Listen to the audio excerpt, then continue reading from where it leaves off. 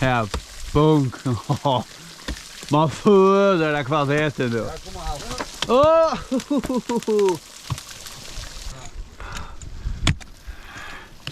Nu går vi första stunden där, vet. Not on a tight rope.